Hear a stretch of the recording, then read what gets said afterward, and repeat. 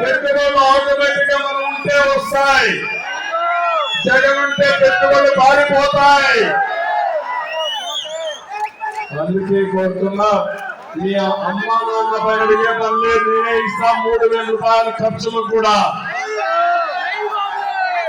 రేపల్లిలో కూర్చొని అమెరికా కంపెనీకి నువ్వు పనిచేయి, వర్క్ ఫ్రమ్ హోమ్ తీసుకొస్తా. రేపల్లో హైటెక్ టవర్ రోడ్ కడతా, మంచి ఆఫీస్ కడతా, మంచి కాంట్రాక్ట్ లో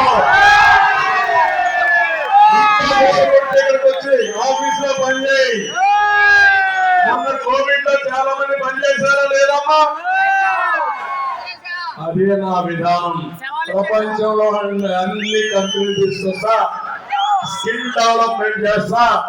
ప్రతి ఒక్కరి యొక్క స్కిల్ ని, అంటే మీకుండే ఏవైతే నైపుణ్యం ఉందో అవన్నీ కూడా అనలైజ్ చేస్తాం. అనలైజ్ చేసి కొద్దిగా మెలకువలు పెడితే మీకు బ్రహ్మాండమైన భవిష్యత్తు వస్తుంది. ఉదాహరణకు ఒక ఎగ్జాంపుల్, ఎవరైనా 10th క్లాస్ చదువుతారు, ఇంటర్మీడియట్ చదువుతారు, ఊర్లో ఉంటే కూలి పని చేస్తారు. కూలి పని చేసి ఎంత ఆదాయం వస్తుంది?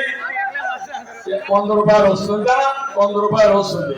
అంతే ఉంటే పనులు ఉంటే ఆ కుర్రాన్ని ఇంగ్లీష్ నేర్పించి, మంచి బట్టలు వేసి, కొంచెం నీట్ గా హెయిర్ కటింగ్ అన్ని చేసి 5 స్టార్ హోటల్ పంపిస్తే 4 అంకెల జీతం ఆటోమేటిక్ గా వచ్చేస్తుంది.